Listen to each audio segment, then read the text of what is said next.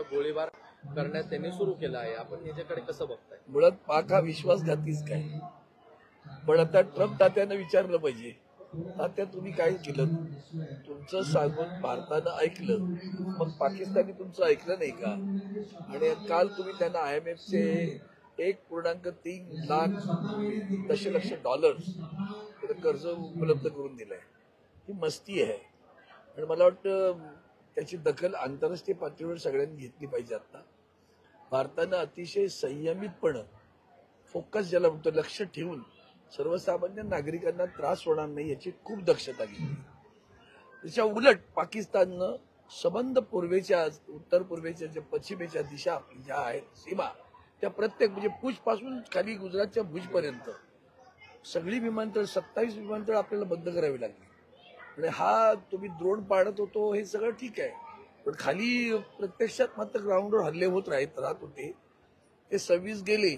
अधिक काही माणसं पूछमध्ये जम्मूमध्ये त्यांना काही झालंय घायाळ आहेत, त्याची पण दखल घेतली पाहिजे. मला वाटतं याची दखल आता आंतरराष्ट्रीय पातळीवर घेतली जाईल.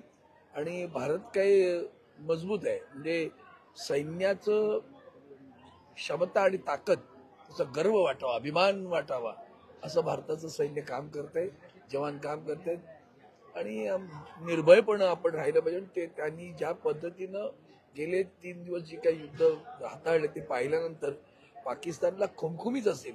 तर मला तर वाटतं पहिली पाक ऑक्युपाईड ते काय काश्मीर आहे ना, POK पाकिस्तान व्याप्त काश्मीर ते पहिलं आतमध्ये घेतलं पाहिजे आता, आणि मग त्याला धडा शिकवला. तर अजिबात देत नाही, जा काय करायचं ते करा.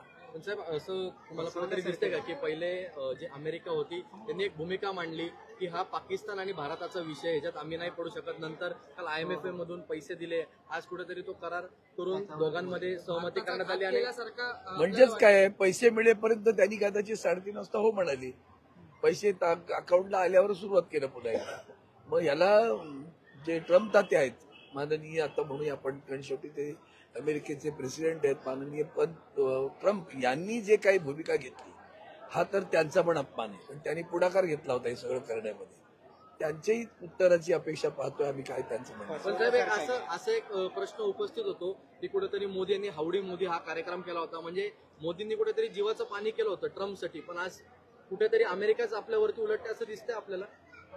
मला तर ते सगळं जे काय आहे ना, हावडी बिवडी, ते विश्वगुरूची स्वतःची प्रतिमा मोठी करण्यासाठी जो काही प्रकार केला, आज ही वेळ नाही त्या विषयावर बोलण्याची असं मला वाटतं. कारण आता फक्त भारताचं संरक्षण आणि भारताचं सैन्य, भारताचं शूरता वीरता आमचे जे जवान दाखवत आहेत त्यांच्या मागे ठाम उभं राहणं. सरकार जी भूमिका देशाच्या हिताच्या दृष्टीने घेते तिथं राजकारण आत्ता बोलूया नको, ही वेळ नाही राजकारणावर बोलण्याची, ती बोलता येईल. पाकिस्तानच्या परराष्ट्र मंत्र्यांनी ट्विट करून सांगितलं सीजफायर, मात्र पुन्हा एकदा त्यांच्याकडून ते कुठेतरी पाकिस्तानकडून फसवणूक. त्यांचं ट्विट काय आता परत आलं पाहिलं पाहिजे ना, आता त्यालाच विचारलं पाहिजे. त्याला उल्लंघनच आहे ना. म्हणजे जर आता हा करार तोंडी झाला की लेखी झाला हा प्रश्न येतो. 3:30 वाजता काय घडलं 3:35ला? आमचे परराष्ट्र मंत्री येऊन म्हणाले की नक्की झालेलं आहे. मग प्रत्यक्षात असं का घडलं तर ते त्याची माहिती घेतल्याशिवाय आता बोलणं योग्य नाही. आणि मला आजही वाटतं खूप काही गोष्टी आहेत, पण आता या क्षणी देश म्हणून आपण सर्व एक आहोत. सरकारच्या मागे ठामपणे उभं राहणं आणि या पाकिस्तानला धडा शिकवतायत तो अजून मजबूत शिकवणं एवढं